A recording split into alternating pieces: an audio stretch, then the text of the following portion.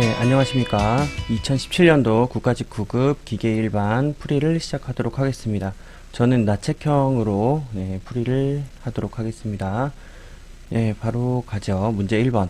금속 재료의 기계적 성질을 측정하기 위해 시편에 일정한 하중을 가하는 시험은 하고 물어봤습니다. 선제 하나씩 보겠습니다. 선제 1번 피로시험. 설명 보시면은 피로시험은 굉장히 유명하죠. 반복 하중을 가해서 실험을 하게 됩니다. 그래서 보통 기준점으로 잡는 게 10의 6승회, 10의 6제곱회, 100만 회를 이제 기준으로 잡아서 어떤 재료가 어떤 하중에서 100만 회까지 버틴다 라는 그 하중을 피로 한도라고 정의를 하고 있습니다. 그럼 이미 뭐 1번은 아니죠. 이게 일정한 하중이 아니잖아요. 반복 하중이니까. 그래서 일단 피로시험 1번은 일단 답이 아니고, 피로시험은 좀 중요하게 다뤄지기 때문에 좀 중요하게 다뤄지고 또 내용도 좀 많습니다. 여기 써 있는 대로 피로한도 곡선, 그 SN 곡선 내용도 있고요. 그 다음에 반복 하중 종류인 뭐 일반 반복, 편진, 양진 이런 것도 있고, 여기 쓰진 않았지만 무슨 뭐 조더버그선, 군맨선, 뭐 그다음 미국 기계학회에서 정의하는 그런 선도들, 뭐 스미스 선도도 있고요. 하여튼간 뭐 굉장히 내용들이 많습니다. 그거를 지금 다 설명하기에는 좀 적절치 않은 것 같고 넘어가도록 하겠습니다. 다음 선지 2번 인장시험. 인장시험은 하중이 서서히 증가하는 시험이잖아요. 그래서 하중을 서서히 증가시키면서 그 해당 재료에서, 시험 재료에서 응력과 변형률의 관계를 파악할 수 있는 그런 시험을 이제 인장시험인데, 이것도 마찬가지로 서서히 증가하기 때문에 답이 아니고요. 비틀림 시험은 인장시험이랑 똑같은데 딱 하나, 요 하중이 비틀림 하중을 가한다는 거, 요 차이만 있습니다. 그러면은 뭐 답은 4번이겠죠?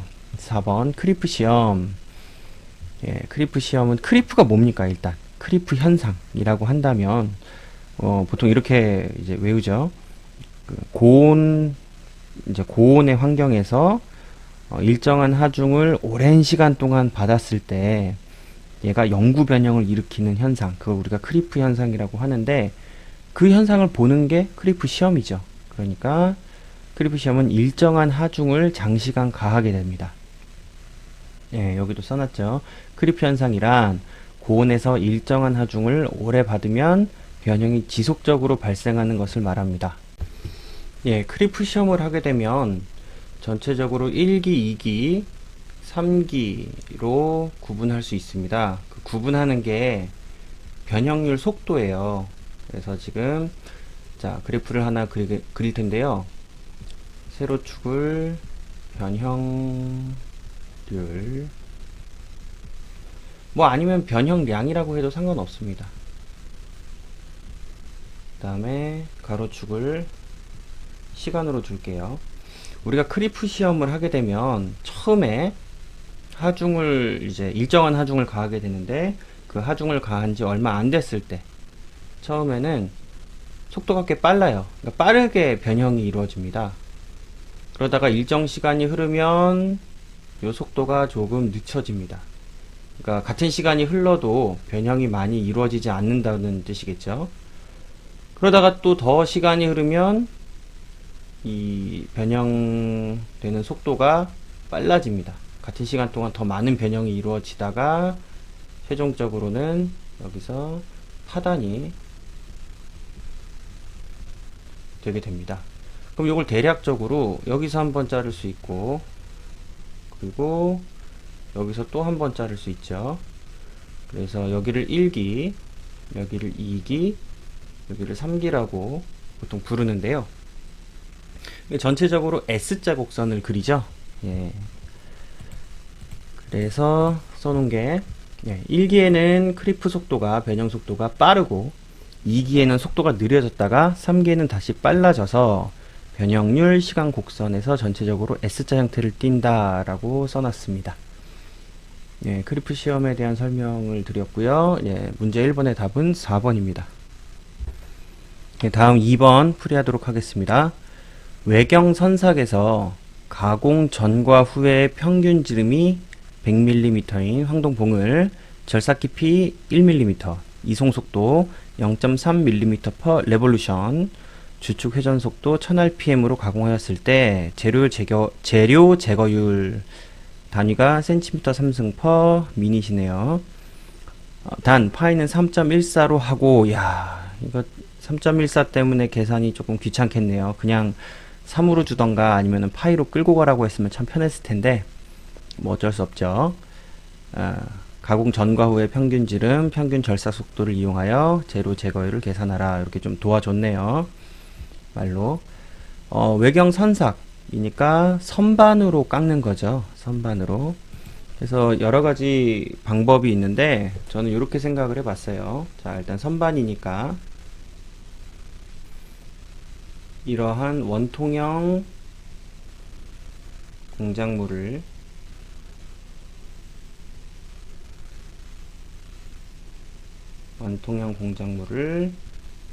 이러한 공구를 이용을 해서 여기서 깎아 나갑니다.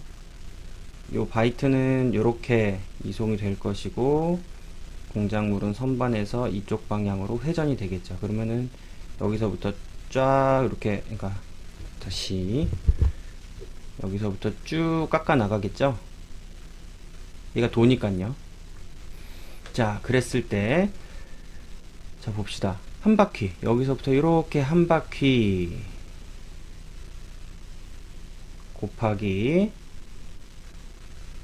여기에 깊이 곱하기 한 바퀴 도는 동안 바이트가 얼마만큼 옆으로 움직이는지 그거를 다 곱해주면, 자, 길이를 3번 곱하게 되면서 부피가 나오죠. 그리고 한 바퀴라는 단위가 나오니까 한 바퀴당 어느 정도의 부피가 깎이는지를 계산을 할 수 있겠죠. 저는 뭐 이렇게 생각을 했어요. 다양하게 생각할 수 있는데, 자, 그래서 봅시다. 다 일단 써놨습니다. D는 100mm, T는 1mm, V는 0.3mm per revolution, 그 다음에 RPM은 회전 속도는 1000rpm 써놨고요. 그래서 일단 1회전당 절삭량을 계산을 해봤어요. 그러면 둘레 곱하기 깎여지는 깊이 곱하기 1회전당 이송량 하면 이걸 3개를 곱해주면 1회전당 제거되는 재료의 부피를 계산할 수 있겠죠. 사과 깎는 거 생각하시면 돼요. 사과를 이렇게, 물론 그렇게 깎기는 어렵죠. 이렇게 돌려서 깎기는 참 어려운데 그걸 생각하시면, 자, 그래서 둘레는 파이 d, 그쵸? 그 다음에 깊이는 t, 그쵸? 그 다음에 1회전당 이송량 v 이렇게 곱해주면은 1회전당 절삭량이 나옵니다. 자, 그런데 여기서 우리가 구해줘야 되는 게 분당 절삭량이에요. 분당 절삭량이라서 1회전당 절삭량에다가 분당 회전수를 곱해주면 그럼 분당 절삭량이 나오겠죠. 이렇게 마지막에 RPM만 곱해주면은 되는데, 여기서 주의할 점 하나. 여기서 전체 다 보시면 주어진 단위가 밀리미터인데 최종적으로 구해야 되는 단위는 센티미터 세제곱 퍼 미닛이에요. 그쵸? 그러면은 우리 왜 계산에 조금 자신이 있다 하시는 분들은 내가 계산하는 거 이렇게 만약에 주어진 단위가 밀리미터면 내가 그냥 계산을 해버리면 밀리미터 3승, 내가 또 최종 답으로 제시해야 되는 거는 센티미터 3승이니까 1000배 차이네? 그러면 다 계산을 해놓고 1000을 나눠주면 되네? 그런데 여기 RPM이 1000이네? 그러면은 RPM을 안 곱해주면 답이 바로 나오겠네? 자, 이렇게 생각할 수 있겠죠. 근데 괜히 막 그렇게 하다가 너무 그러니까 많이 익숙하시면은 상관이 없는데 괜히 그렇게 하다가 실수하면 안 되잖아요. 그래서 제가 볼 때는 그냥 시험장에서 안정적으로 풀 수 있겠다 싶은 게 전부 다 센티미터로 바꿔주면 되지 않습니까? 예, 그래서 저는 그렇게 생각을 해봤어요. 그래서 파이 dtvn에서 파이는 3.14, 그 다음 d는 10cm죠. 그 다음 t는 0.1cm, 그 다음 v는 0.03cm per revolution 곱하기 1000rpm 해주면 94.2, 단위는 센티미터 그러니까 cm 3승 per minute 이 나오게 되겠죠. 그래서 답은 4번입니다. 우리 왜 시간이 좀 부족하잖아요. 짧은 시간에 많은 문제를 풀어야 되기 때문에 좀 급하게 푸실 수가 있는데, 제 생각에는 이거를 이제 아무래도 말 문제보단 계산 문제가 시간이 조금 더 들어갈 수밖에 없어요. 그러면은 기껏 계산해 놓고 까딱 뭐 착각하거나 실수해 갖고 틀려버리면 시간도 쓰고 문제도 틀리고 이게 너무 아깝지 않습니까? 그래서 제 생각에는 그냥 계산 문제만큼은 풀 수 있겠다라는 판단이 들면 조금 시간이 걸리더라도 꼼꼼하게 풀어주는 게 맞는 것 같습니다. 예, 이번의 답은 4번입니다. 다음으로 3번 풀도록 하겠습니다. 자, 한 줄 나사에서 나사를 축방향으로 20mm 이동시키는데 2회전이 필요할 때 이 나사의 피치는? 하고 물어봤어요. 여기에 일단은 피치 내용이 나왔고 상당히 쉬운 문제죠. 상당히 쉬운 문제인데 설명 보겠습니다. 자, 피치가 뭡니까? 피치는 나사 산과 산 사이의 거리가 됩니다.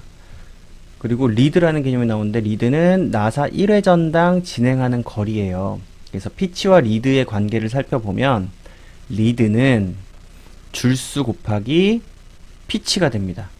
예, 줄수 곱하기 피치예요. 그러니까 한 줄 나사가 피치가 10mm라고 쳐봅시다. 그럼 1회전에 10mm 진행하겠죠. 리드가 10mm가 되고요. 만약에 두 줄 나사라고 해봅시다. 두 줄 나사의 피치가 10mm예요. 그럼 1회전에 20mm 진행하겠죠. 리드가 20mm. 예, 그런 이제 관계가 있고요. 여기서는 한 줄 나사라 그랬으니까 20mm 이동하는데 2회전이 필요했다. 그럼 1회전에 10mm 가는 거죠. 리드가 10mm고 한 줄 나사니까 리드랑 피치가 같죠. 피치가 10mm. 답은 3번.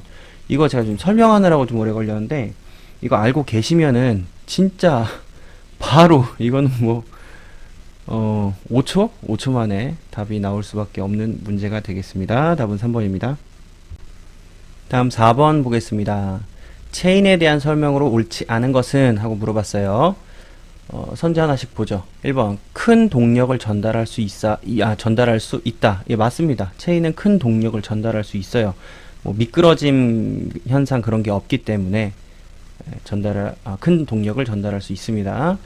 다음 2번 초기 장력을 줄 필요가 있으며, 이거 이미 틀렸죠. 네, 초기 장력 필요 없습니다. 정지 시에 장력 작용 안 해요. 설명 보시면 자, 체인은 초기 장력이 필요 없으며 정지 시 장력이 없다.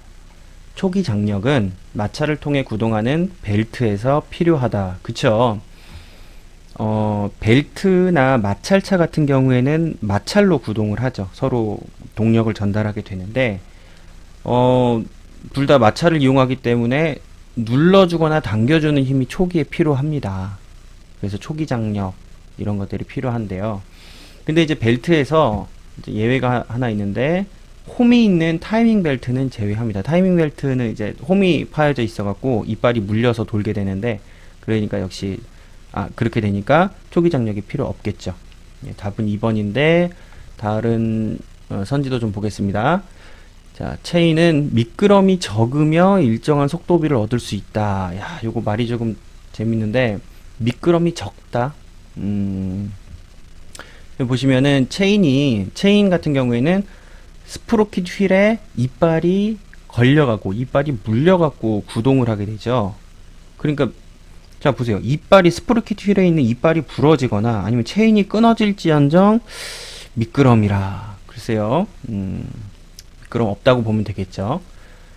그래서 일정한 속도비를 얻을 수 있게 됩니다. 기어처럼요. 그런데 체인은 일정한 속도비를 가지는 대신에 회전 속도에 약간의 진동이 있어요. 이게 체인이 완벽한 원형이 아니잖아요. 예, 보시면은 완벽한 원형끼리 서로 이빨로 물려 돌아가게 되면 그냥 일정한 속도비로 나올 텐데, 체인 같은 경우에는 대략적으로 그려보면 이빨이 물려서 돌겠죠. 그래서 이빨 부분을 제가 지금 일단 동그라미로 좀 그려보겠습니다. 스프로킷 휠의 이빨 부분을. 자, 그럼 얘가 돌다 보면 요런 상태가 올 수 있겠죠. 그러면 체인이 이렇게 요렇게 요렇게 이렇게 물려 있을 거예요. 그 얘가 돌아요. 이렇게 이쪽 방향으로 돈다라고 칩시다. 자, 그러면은 조금 돌다 보면은 어떤 형태로 오게 될까요? 이렇게 이렇게 이렇게.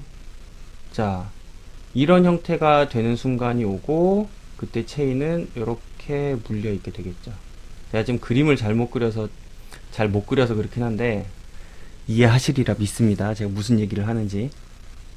보시면 이때 작용하는 요 지름과 이때 작용하는 요 지름이 아이고, 예, 다르죠. 근데 이게 서로 왔다 갔다 반복되잖아요. 이게 이 상태가 체인이 스프로킷 휠이 돌고 체인이 구동하면서 이 상태가 서로 왔다 갔다 하기 때문에 요 뒤쪽에 물려있는 스프로킷 휠의 회전 속도가, 요 뒤쪽에 있는 스프로킷 휠의 회전 속도가 주기적으로 변하게 됩니다. 그래서 요 뒤쪽 부분은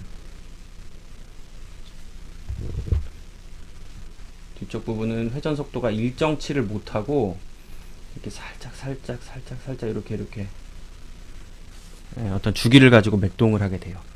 뭐 이러한 특성이 있습니다. 체인은. 그거를 말씀드린 거고요. 네, 그 다음 선지 4번 보겠습니다. 동력 전달용으로 롤러 체인과 사일런트 체인이 사용된다.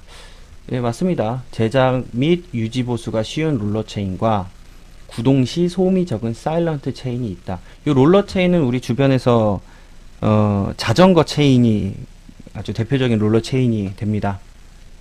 그리고 사일런트 체인은 아마 이제 흔하게 보지는 못하셨을 텐데 포털 사이트에 한번 검색을 해보세요.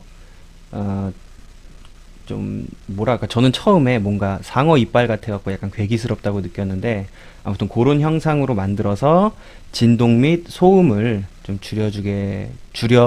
진동 및 소음이 적게 발생하는 그러한 사일런트 체인이 있습니다. 4번의 답은 2번입니다. 다음 5번 보겠습니다. 웜기어에 대한 설명으로 옳은 것만을 모두 골라라 라고 했어요. 하나씩 보죠. 기억, 역전 방지를 할 수 없다 라고 되어 있는데, 웜기어는 역전 방지를 할 수 있습니다. 설명 보시면 웜을 돌리면 웜기어가 돌아가는 방식입니다. 이게 웜이랑 웜기어가 뭐냐, 예. 웜과 웜기어 포털 사이트에 치셔서 형태 한번 보시고요. 저는 대략 그리겠습니다. 이게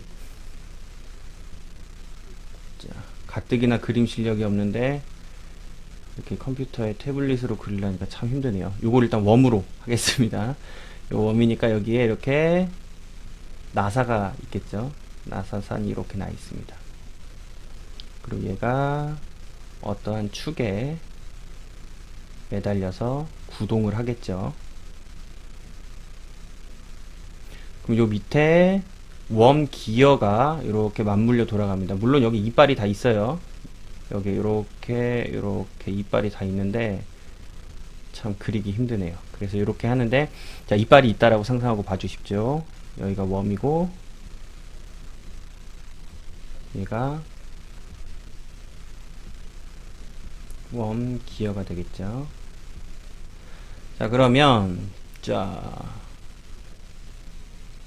웜이 돕니다.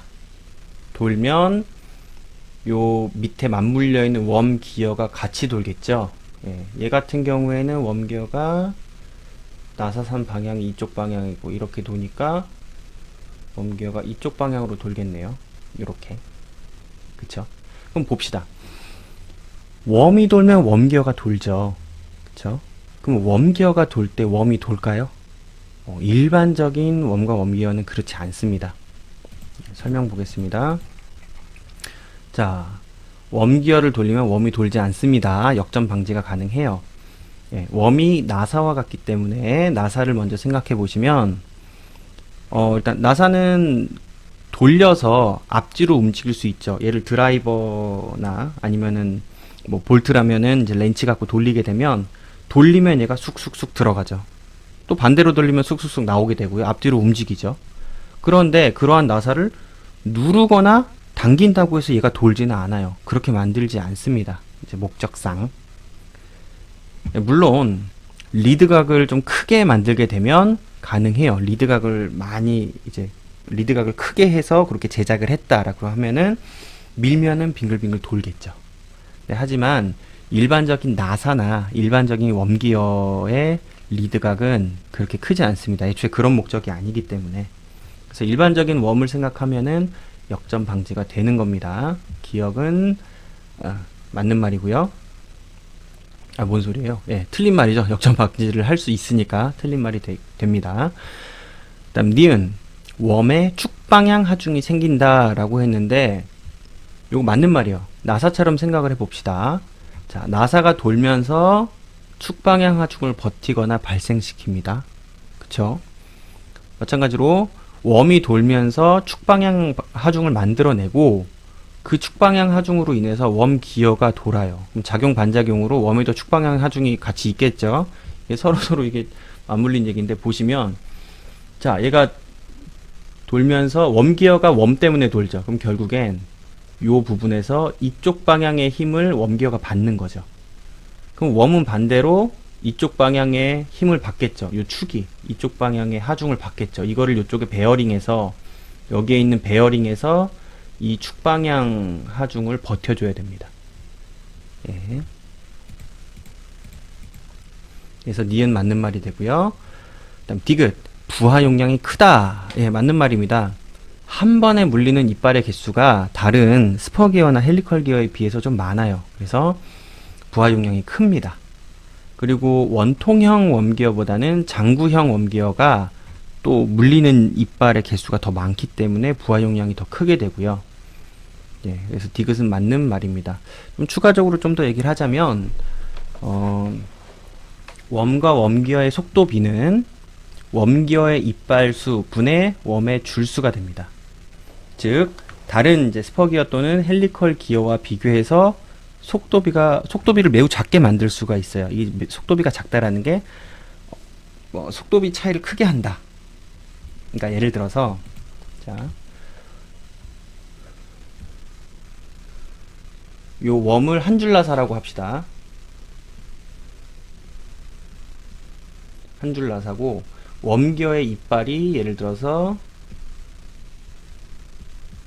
60개예요. 이거 속도비 어떻게 됩니까? 60분의 1이죠. 웜이 60바퀴를 돌아야지만 웜기어가 한 바퀴를 돌겠죠. 그쵸? 근데 만약에 일반적인 스퍼기어나 헬리컬 기어로 60분의 1의 속도비 만들려고 해봐요. 이거 지름 크기가 서로 60배가 차이가 나야겠죠. 그쵸? 그러면 그 기계장치의 덩치는 매우 커지게 됩니다. 어쨌든 속도비 차이를 크게 할 수 있습니다. 그리고 만약에 같은 속도비일 경우에는 웜과 웜기어를 사용하면 기계장치 크기를 반 정도로 줄일 수 있습니다. 대신에 웜기어는 마찰 손실이 좀 커요. 얘가 그 나사로 그 웜과 웜기어가 만나는 부분에서 다 마찰이 발생하기 때문에 마찰 손실이 조금 크다는 단점이 있습니다. 디귿은 맞는 말입니다. 네, 다음 리을 보겠습니다. 진입각의 증가에 따라 효율이 증가한다. 이 진입각, 리드각을 보시면은 자, 웜기어의 효율은 나사의 효율과 같습니다. 자, 리드각을 람다, 마찰각을 로라고 할 때 나사의 효율 내지는 웜기어의 효율은 에타는 탄젠트 괄호 열고 로 플러스 람다 괄호 닫고 분의 탄젠트 람다가 됩니다. 그때 자, 람다가 0에서부터 서서히 증가함에 따라서 효율 에타가 증가하게 됩니다. 요거 매틀랩 사용하시면은 매틀랩으로 한번 그려보시고요. 이게 초월함수기 때문에 그냥 프로그램으로 그리는 게 편해요. 아니면은 그래픽 계산기 갖고 계시면 요 마찰각을 뭐 대략 뭐 한 20도 30도 주고 그래프 한번 그려보세요. 그러면은 람다가 45도 마이너스 2분의 로일 때 이때 최대 값을 보입니다. 그래프가 어떻게 그려지냐면 네, 그래프가 이렇게 람다고 쪽이 에타죠. 효율 에타 라고 할 때, 자, 람다가 커질수록 효율이 쑥 이렇게 커져요. 그러다가 어떠한 정점을 찍고 감소하기 시작합니다. 이렇게 감소합니다. 마이너스 쪽은 별 의미가 없기 때문에 그리지 않도록 하겠습니다. 자, 그럼 요 정점인 부분의 각은, 이때 리드각 람다는 몇이 되느냐, 여기 써진 대로 45도 마이너스 2분의 로우가 됩니다. 그 후로는 람다가 증가함에 따라서 에타가 점점 감소하게 돼요. 지금 문제 보시면은 람다의 범위에 대한 설명이 없어요. 그쵸? 그냥 진입각의 증가에 따라 효율이 증가한다 이렇게만 써있고, 어떠한 뭐 0부터 45도 마이너스 2분의 로우 사이에서 뭐 이런 말이 없습니다. 그래서 좀 애매하긴 한데, 일반적인 웜과 웜기어를 생각을 해보시면은 리드각을 그렇게 크게 만들지 않습니다. 리드각도 너무 커버리게 돼버리면은 역전이 가능해지기 때문에 좀 그러니까 웜과 웜기어를 사용하는 게 또 역전 방지 목적도 조금 있거든요.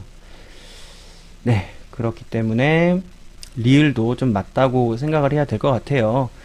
이게 범위가 없다고 해서, 그러니까 람다에 대한 범위가 없다라고 해서 리을을 틀렸다고 해버려도 이게 또 니은 디귿 이러면서 또 답이 있어요. 2번에 좀 애매하긴 한데, 일단은 리을을 완전히 틀렸다고 보기가 좀 힘듭니다. 그래서 참 이러한 애매한 문제 참 힘들어요. 예, 어쨌든 5번의 답은 4번입니다. 네, 6번 보겠습니다. 유압기기에 대한 설명으로 옳지 않은 것은? 하고 물어봤습니다. 선지 읽어볼게요. 유압기기는 큰 출력을 낼 수 있다.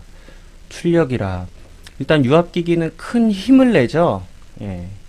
그래서 큰 힘이 필요한 부분에 유압기기를 사용하게 되고요.